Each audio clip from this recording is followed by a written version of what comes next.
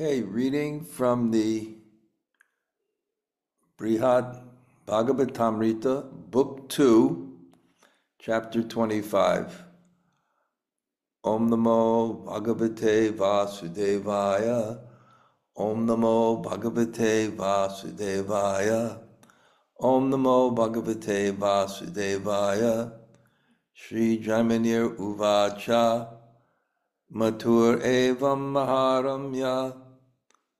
Praśnenānanditaḥ sutaḥ. Tam natvā sāśru-romāñcam. ārebhe pratibhāṣitum. Śrī Jaimini said, delighted by this most pleasing inquiry from Mother Uttarā, her son, Parīkṣit bowed down to her and began his reply. Tears poured from his eyes, and his bodily hairs stood on end. Purport. Parīkṣit will begin his reply by complimenting his mother for her excellent question and be offering respects to his worshipable Lord. Om Jnana Timirandasya Jnananjana Shalakaya Taksur Unmalatam Yena Tasmai Shri Gurave Namaha. Śrī Chaitanya Mano Bhishnam Stapitam Yena Bhutale Swayam Rupa Kadamayam Dadati Sapadantikam Vairagya Yuk Bhakti Risam Priyatnai Apayam Mam Manubipsamandam Kripam Buddhaya Paradukatuki Sanatanastam Prabhumasyami Vanchakalpa Tarubhyascha Kripa Sindhu Bhayevacha Patitanam Pavanebhyo Vaishnavebhyo Namo Namah. Sri Krishna Chaitanya Prabhu Nityananda Sri Advaita Gadadhar Shivas Adi Gaur Bhakta Brinda. Hare Krishna, Krishna Krishna, Hare Hare, Hare Rama, Rama Rama, Hare Hare. So, greetings from Sri Mayapur. These are my beautiful quarters. It's great, big community. People very much want to seek Sanga with senior Vaishnavas. My only challenge is that every day I'm invited for lunch. I don't eat anything after lunch until 9 the next morning. Because somehow my digestion is still good. And people take advantage of that. So, I'll only be able to go today till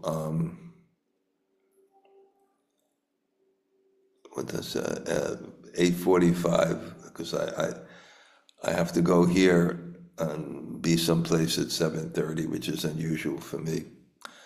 But thank you all. I appreciate you all with affection and blessings for providing me this opportunity to vivita Bhagavatam rasa, to drink this rasa, the Bhagavatam. And this is the Bhagavatam as we know the story. The Bhagavatam is a message. And messages, you can keep the same message in and reform it. So this is just the Bhagavatam, condensed.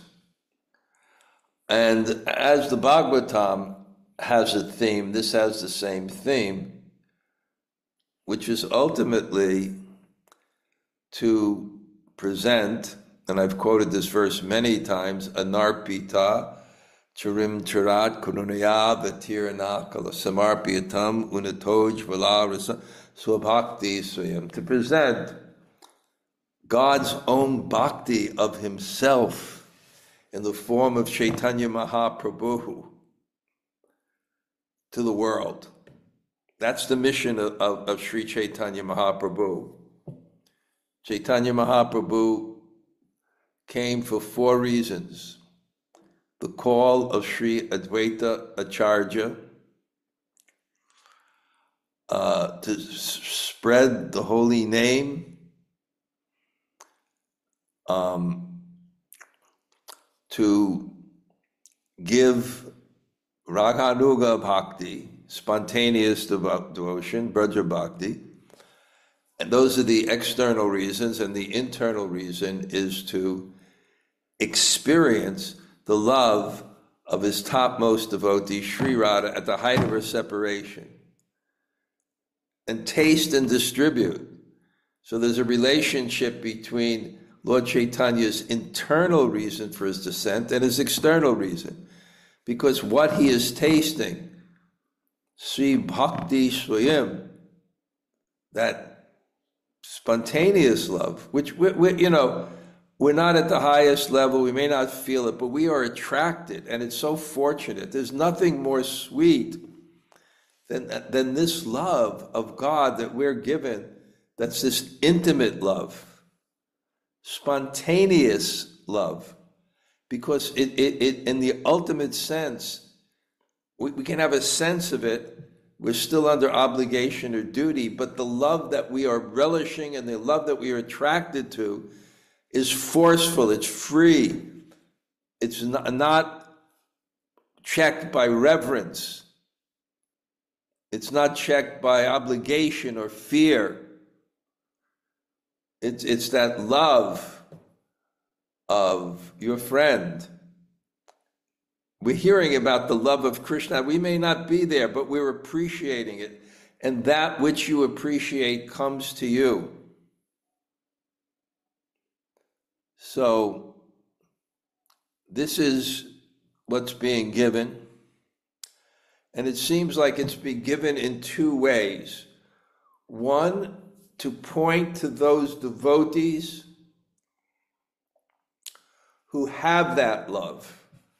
And that's book 1 in that marvelous, wonderful story that we were given. And those that have been following, incredible literature. I'm not a scholar in that way, but I have enough sense to see the genius and the brilliance of a story that highlights a particular point in so many dramatic ways, from so many different perspectives. And the second thing is to show that love, is to highlight the place that facilitates that love, because they're very, very much connected. A judge's bench is very much connected to the mood that the judge has there. The living room is very much connected to the mood that is meant to be shared there. A place is created to share love. That's why we create a place. Of course, people can create it for exploitation in the name of love, but generally that's it. The place reflects the consciousness. So when you glorify the consciousness, you glorify the place. When you glorify the place, you glorify the consciousness. When you understand the consciousness, you understand the place. When you understand the place, you understand the consciousness. So it's another genius way of presenting the same thing. It's like an axe. When you want it sharpened, you present it from different sides. Prabhupada wanted us to study the Shastra and study the point from different angles, to hone the point. That's what a good class is. I write these Monday morning greetings. I have one point, and every paragraph is to get it, so at the end, there's a conclusion. I want to put that point in your consciousness. Because first class hearing means to reminisce. When you're a first class hearer, you're hearing and you're thinking about it. That's first-class hearing. How does it apply? What does it mean? You have to contemplate it. And the teacher or the speaker, that's his objective. How can I get this people to contemplate this point? And that's what a book is. And it's one point, because every book has a theme, a particular point which connects everything else, even though it seems apparently unrelated. So it's genius. And the genius is going to come because the next point about the place, it's going to be presented again in this pilgrim's journey. The first journey is, who is the topmost recipient of Krishna's mercy? The second is, what is the highest place that represents it? And there's someone that's looking for it. It's a very beautiful story about Gop Kumar. And he's not satisfied in any place. He doesn't know exactly what he's looking for it. He's looking for that place, but it won't feel right until you find it.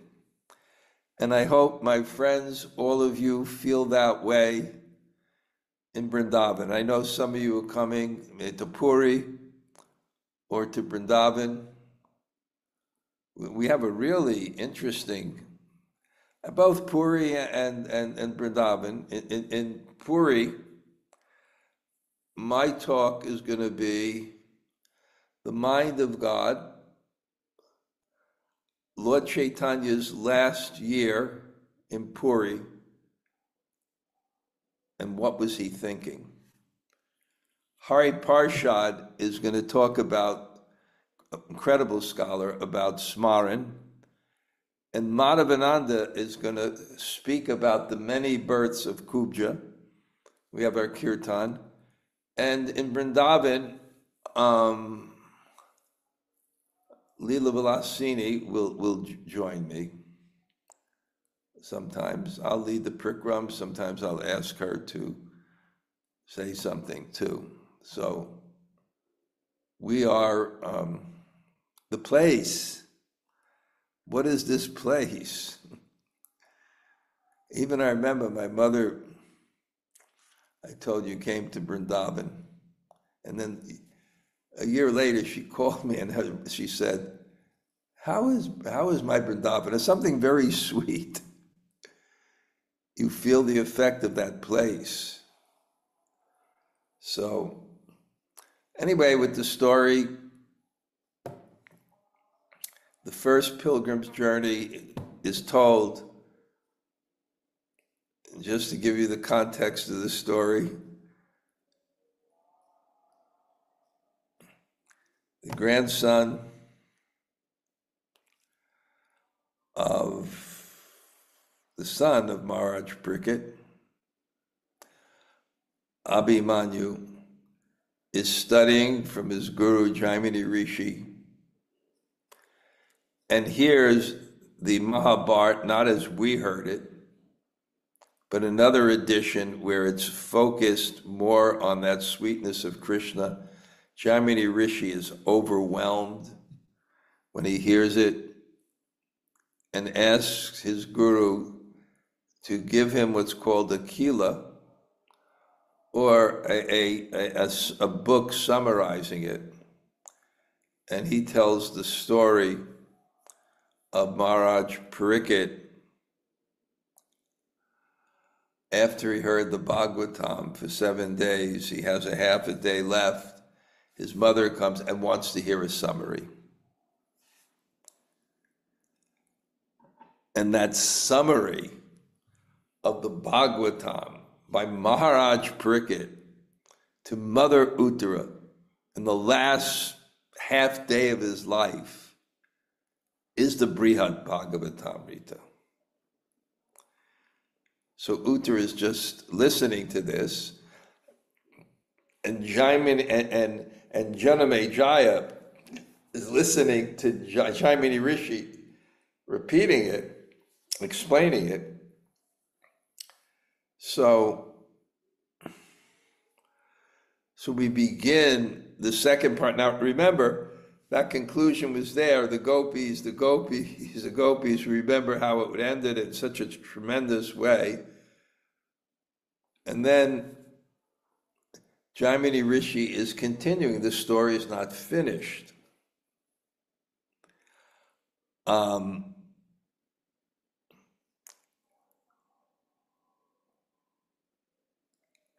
actually, the story it's actually Janamejaya who's listening to Jaimini Rishi, and after he hears the first part of the Bṛhad-bhāgavatāmṛta, I guess I can say he's blown away. It's so rich, it's so sweet. Vayam natu vitriptatma uttama shloka vartate yashinvatam rasa jnanam swadu. It's sweet. And remember, it's not just hearing something intellectually, it's actually something that touches the heart and brings out the bhava in the heart, which is the highest pleasure, which is beyond the sensual, is beyond the egotistical. And he's swimming in this feelings of God's own love. That's what hearing the Bhagavatam and the ideal thing is, not just hearing it, it's relishing it, it's feeling it. And that type of feeling you don't want to end. Just like I'm teaching on another day to another group of students, the last chapter of the Chaitanya Charitamrita, and when it's finished, Krishnadas Kaviraj doesn't want it to end. He says, I'm relishing it so much. At the very end, I'm giving a summary of the whole thing again. So, Jaimini Rishi, Janamejaya, who's listening to this from his guru, he said, please, there must be something more. I want to hear something more. What else happened? And Jaimini Rishi said, this stuff is very high stuff, very confidential. The nature of confidential things is they're not easily understood when they are brought publicly. So confidential things are not revealed. It's in Krishna consciousness also, because when something is confidential and it's brought out, it can be misunderstood. And if it's misunderstood, it either hurts the person that's hearing it, or the person who, or it hurts the person who's speaking it because it's exploited and misunderstood. But he said, because you're a faithful disciple, I will tell you what happened. And you know what happened? This story didn't end. After Mother Uttarā heard the conclusion of the first part, that Narada Muni found the topmost recipient of Krishna's mercy, she also wanted more. And her inquiry, her understanding wasn't satisfied, because she understood about the people, but she didn't understand about the place. She was just, and in terms of dialectic, which is an important mechanism for understanding, because dialectic means the student reveals what they know, and then the teacher can respond based on what he's heard and see what he's not understood further, or she's understood further, and give them more information, and maybe back and forth. So in the story there, Uttarā opens her heart to Maharaj Parīkṣit and says, yeah, there's a hierarchy of places, and hierarchies of, not exactly hierarchies, that's an intellectual concept that we have to impose. There's some gradation, but the people that are in the Leela, there's no such like hierarchy. They're all feeling this intense devotion. And she's I'd have to qualify that point later, but she goes on and she's describing that this place is higher than this, and then Vaikuntha, there's these different types of level of devotees. But what is the place of those devotees that you were explaining to me that are so high? You explained and you told me that Narada found the topmost recipients of Krishna's mercy. What is that place? I want to hear about that place.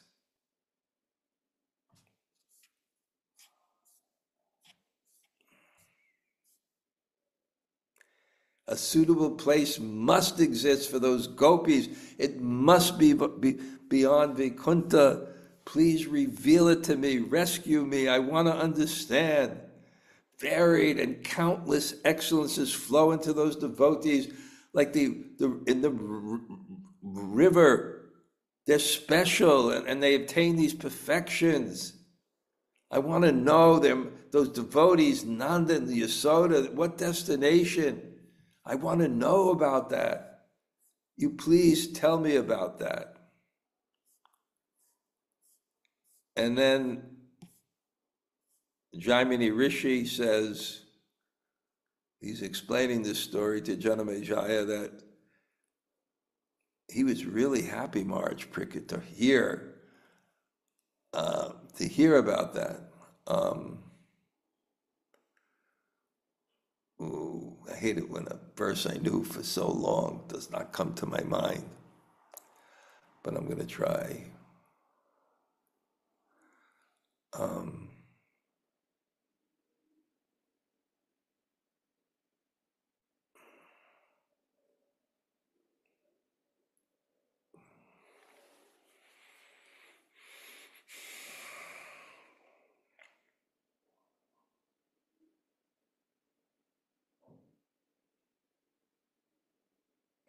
Aha, Vriyan Esha te loka, Vriyan Esha te prashna krita loka hitam natvā. Your question is glorious. That question was asked by Maharaj Parīkṣit himself. This is what is the duty of a man who's about to die, and what should he not do? Vriyan Esha te prashna, Vriyan, excellent, that question. Krita loka hitam natvā, and it does good for everyone. That question points, the question is pointing to something. It's when you ask the right question. About Krishna, you're asking about Krishna. And this is bhav, this is that they have that devotion, their hearts are soft. So he's mahā-ramya, praśnenānanditaḥ. He is most pleased, ananditaḥ, and so happy. And as a result of understanding, he's going to be explaining about the highest place and summarizing the Bhāgavatāmṛta, natvā, he bound down, sāśru, tears in his eyes, romāñcam. Ramancha kampasu taranga baja swarana tripta. And he began to apply her excellent question. Any teacher likes an excellent question. So Śrī Parīkṣit uvāca, sa Krishna jivate matas, tadiya virahasahe. Tavaiva yogya prashno yam nakrityo yas chakanshana. Maharaj Parīkṣit said, my dear mother, for you who live only for Sri Krishna, separation from him is intolerable. This question of yours is most praiseworthy. No one has ever asked this question before. I remember when myself, Tamal Krishna Maharaj, Giriraj Swami, Burijan Prabhu, one or two others, we were visiting Srila Narayana Maharaj. And he was so happy. It was just something about us and our questions and what we wanted to hear from him. He was so enlivened. Sāśru Maharaj. Such qualified people inquiring. It's ecstasy. So he first glorifies his mercy, his mother, and the question he glorifies, and his mother. And who is his mother?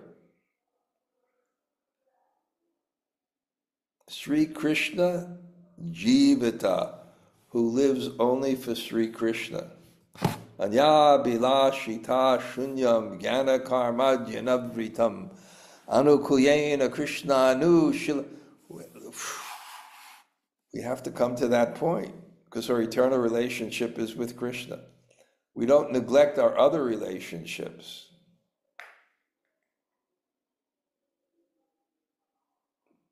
But our eternal relationship is with Krishna. So Parīkṣit, it's described, he wants to encourage his mother. I'm kind of summarizing the purport, so her mind will focus about what he wants to say, and he calls her Sri Krishna Jivita. And the second meaning, if we know the story, is one who saved the life of Uttarā. Krishna protected her. So there's this kind of personal relationship that increases that sambandha. And Uttarā is known also because it says, you who live only for Krishna, your separation is intolerable.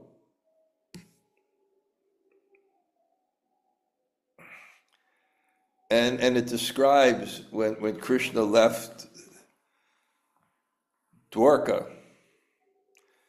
and this is from the Bhagavatam, that Subhadra, Draupadi, Kunti, Uttarā, and Gandhari, and even Dhritarashtra, and Yuyutsaha, and Kripacharya, and Bhimasena, and ladies, such all nearly fainted because it was impossible for them to bear separation from Krishna. Because the separation is equal to the attachment. And the deeper the attachment, I don't even want to give you meditations on someone you love who's gone. You can imagine the gopis when they saw Kaliya in the coils of that serpent. So Kaliya in that coils of that serpent. Just the peacock feather, and they saw, and they were thinking, tapta, dukam, sunyam, tormented. Shunyam, they felt zero. Krishna is Govinda Vrahena Me. Krishna is your life, and without Krishna, the life is zero. That's depression. There's material depression. You have no meaning in life. And there's spiritual depression, separation from Krishna. It's ecstasy, but life itself has no value. Just like Mother Sachi, when she woke up and she saw that her son, her first son left and took sannyas. Now her son, what it's like to have a son. That's the beauty and the everything of Chaitanya Mahaprabhu, and her son left. And she was standing outside of the house lifeless and told everyone, just take what you want. Nothing had any meaning to her. But moves on another platform of ecstasy. There's somehow this two in one, and we don't deny either. They happen at the same time. So,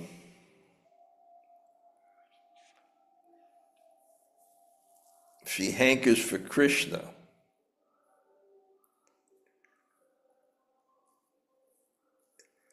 And she had that devotional attitude, so her question had so much fervor. Nija priya sakasyatra sisu bhadra patir aham yena potrataya garbe tavasa janmalambita. Krishna himself granted me the fortunate privilege to be born here from your womb as the grandson of his dear friend Arjuna.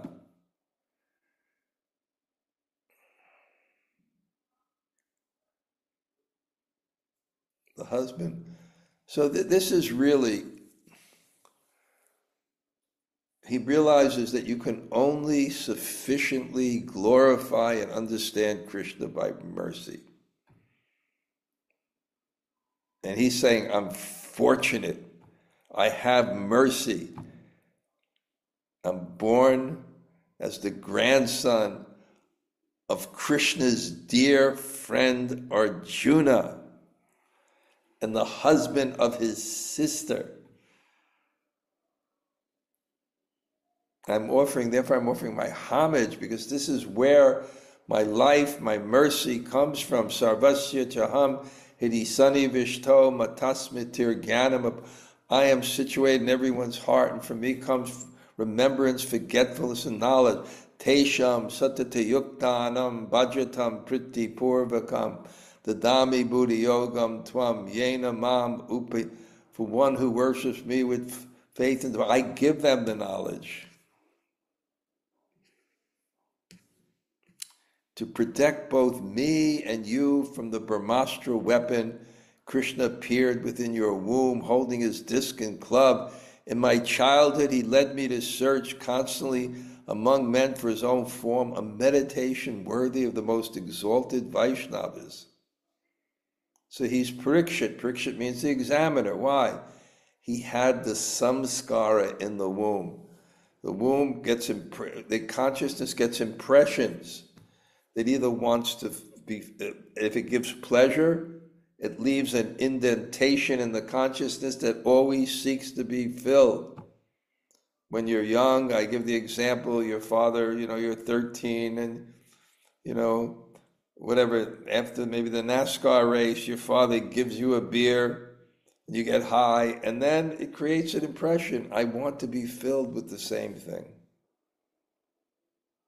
Of course, we want good samskaras. We want to be filled, or we want to have that hankering. We want to have the pleasure of Krishna in our consciousness. So he had the pleasure of Krishna. Krishna appeared in the womb and he saw Krishna, and it created such an impression that he constantly wanted to find that, to fill that hole. The Monday morning greetings, I'm going to have to finish in a few minutes today because I have to go out. The Monday morning greetings, which you'll receive tomorrow, is how intellectuals found God. And I read an article about how modern day thinkers are somehow, I've observed this, now someone wrote about it, they're turning to God. Because they see the atheistic, postmodern view of the world that is dominated, especially in the West, the institutions of the West, from the media to the universities to the government,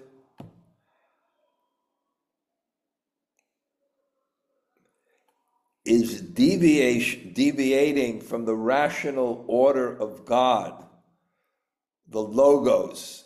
That means the words that present, the words that present, that represent the rational order that God, and when it leads to chaos, it leads to suffering. And thoughtful people are watching this, and it's leading them to look back and understanding when the order, the foundational order of the proper principles, not fanatic religious fanatics, but the basic principles, Veda, the Judeo-Christian or the Vedas or the basic solid religious principles, order of the world, that they're seeing it's leading to chaos in one's life. So people are looking for that. And interesting enough, one of the greatest beneficiaries of that in the West is the Orthodox churches, because people so much want stability. They want something that lasts, not something that whimsically changes. This one article I read, the woman in a veil, it was, an ex-hippie, whatever, you lived her life, and now she's in this church, and they said, why do you wear the veil? She said, I want stability. I want something that doesn't change. Of course, there's another problem with that. If you don't, we want conservative and liberal principles. We want to mold the life by the past and want to make it relevant to what's happening now. But when the relevance loses the principle, then people are going to want to go back to the tradition with a fervor. So one person mentioned that he didn't believe in God, but he's noticing this phenomena, and he's an evolutionist, and he says God made evolution created a hole in the heart that only can be filled with God. He's watching it from an intellectual viewpoint, but it's a fact. There's a hole in our heart that only can be filled with God. So Maharaj Parīkṣit had that hole in his heart, his consciousness he saw. But right now what he's doing, he's just paying homage before he tells this incredible, we're going to get to it in maybe 2 Sundays. You're going to hang on, you're going to have to hold on to the edge of your seats for this Gop Kumar story. And you're more fortunate than me, because many of you are getting it at the beginning of your devotional life. It was not even a translation until Bhakti True Swami started telling the story. We were just amazed. What is this? And then, but 5 to 10 years ago, Keshav Bharti Maharaj and Jayadvaita Maharaj and Gopi Pranadhana made this masterpiece. So he's telling his mother with such feeling. And by him, I was endowed with the qualities of great saints and made famous for subduing Kali. By faithfully following him, I gained wonderful royal opulences. Then through a Brahmin's curse, he made me renounce everything. That was also his mercy. Sadhu mene, I think that is good. I will become detached from the world.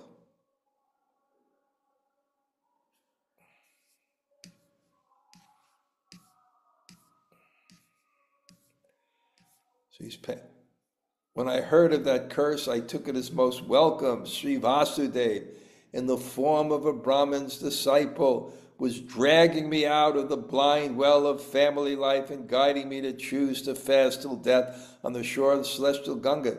What is going to drag us out of the internet? of what is it? Scrolling, distraction.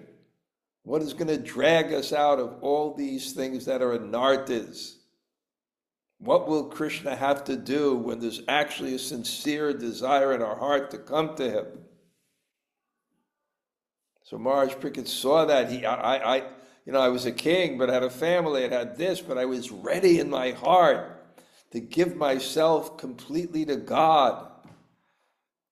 And he came to me in the form of a Brahmin's disciple who cursed me to die. In the assembly of the most eminent sages, the Lord dispelled my fear by explaining the truth. Then Sukadev came, and the Lord delighted me by granting the association of his dear devotees. Now, mother, dear mother, I shall help you drink the nectar of the topics about the Lord.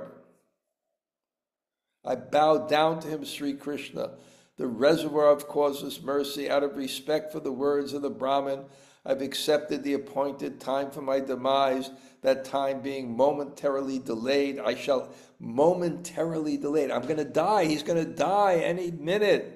I shall answer your question with one pointed attention by describing the essence of all the scriptures. I can satisfy your request by explaining to you the statements of the Shruti and Smritis, both in their literal meaning and their implications. But I prefer to clarify the subject for you by relating a history I learned by the mercy of my spiritual master. This narration will dispel your doubt. I could explain it by the uvāca, this said in Shastra, and this and that, and this principle, and this principle, and that principle, and this principle. But no, I prefer to clarify it by relating to you and all you a history I learned. Long ago in the city of Praģīṣ, there lived a poor Brahmin. He was ignorant of the teachings, and that will do next week. So you can see how much prasad people have been feeding me, that I'm out of control, and I'm engaging it in enthusiastic Krishna-katha. Jamuna Jaya, quickly, before my people come to get me. Hare Krishna Maharaj, thank you so much for class. Good to be back live. I'm just really appreciating that this is the last moment of his life, that this is the last half a day of the life, and the urgency and the fact that he's, this relationship between mother and son, that she saved his life, by calling out to Krishna, and now he's saving her, but then she's also saving him because he's so focused to tell her in this last moment of life, his mind is laser fixed on Krishna. So it's really sweet how they're saving each other back and forth. She's constantly saving his life. Yeah, it's so beautiful. Are you in the new construction in Yogamaya? Yeah, this is I see there's this beautiful new wallpaper here. This is the small room. The big room there's a new floor. Show me the small room. So this is the small room here. Okay. And I'll quickly run across to the big room, so it still has the original doors. Wonderful, huh? Yeah, and new floors. Yeah, so Bṛhad's done an amazing job as always. She's quite done an amazing job. It's so beautiful. It's a little cold on Sunday mornings, but it's really beautiful. You're about to teach soon, right? Yeah. Yes. So one day, I think, because I was the original spiritual director of Yogamaya when it started. Yes. So one day I'm going to have to come up there and please do, Maharaj. Please do. Yeah, I would love it if you'd be here. It's it has so much of the original woodwork and stuff like that, but it's a new. And that's where you became a devotee. Yes, Maharaj. When I gave those classes in the bhakti classes in the yoga teacher training. Yep. And from that group, there was about 5 or 6, Cybele and Lisa Bermudez. And Patrick, and Patrick and Joy. Joy, yep. So nice. That was a great life-changing training. Here at Yogamaya. Okay. Thank you, Maharaj. Like to say hello before I'm dragged off?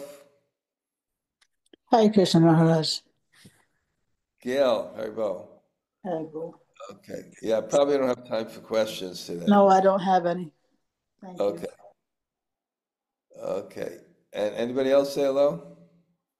Hare Krishna Maharaj, Lal Govinda. And Bṛhad, thank you for class. Thank you.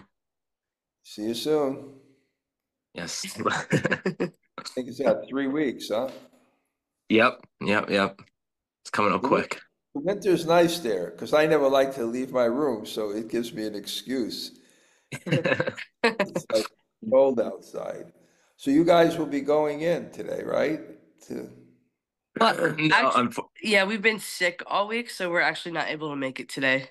Oh, so many people are heading out. I hope we get someone going there. I'm sure. Yeah, I'm sure they will. Nah. No. People. No, I'm sure. I mean, I think a good amount of people are going, but he got sick on New Year's Eve, and then he got me sick, so we've been kind of just Okay. dealing with the cold all week. I mean, we're Okay. fine, but Okay, we'll see. We'll Yeah. see. Winter's tough. Yeah. Yeah. But it's a beautiful day, so people should be able to go in. It's nice I out wonder who's today. going to be cooking. I think Tota, Śrī Rupa, Govardhan, Jai Subhadra. Okay, we got The some. all-stars. The all-stars. Well, you're one of the. No. Don't Okay. forget about me. Are She's you going with her Gail? Ziploc bags. Yeah, of course. I always go. Yeah, but Okay, you're not cooking. Are you going to make sure to collect some prasadam today? Well, Maharaj, is my name Gail still or what? Okay. All right. Great, Gail. Thank you for going. And of course, Shayadwaita Swami. Just the facts. Yeah. Okay. Hare Krishna. I wanted to say hi too. I got sick too. I don't know. Maybe it's a Jersey thing, so I can't go either. I lost my voice. But Hare Krishna. I hope everybody feels better. Okay. Hare Krishna, Maharaj. I'm going and I'm cooking. Really? I'm making a cake. Yes, I made it this morning already. Good for you. Thank you for going. I'm looking forward to it. Thank you. Are you in the city or upstate? I'm in Brooklyn. Okay. Yeah, I'm gonna probably be here till the spring. Okay. All right. Thank you, Maharaj. Hare Krishna, Maharaj. I'll be there. I'm taking the train down. Yvette, you're like staunch. Thank you for class. Have a good day. Enjoy your prasadam. Okay. Let's see. Okay, I'm just going to look down the list of all the people that are coming and thank everyone from my heart for the class. And it's great chanting Hare Krishna here in Mayapur. And I'll try to communicate some of that. Okay, I think I'm going. I wonder where they are, but okay, Haribol.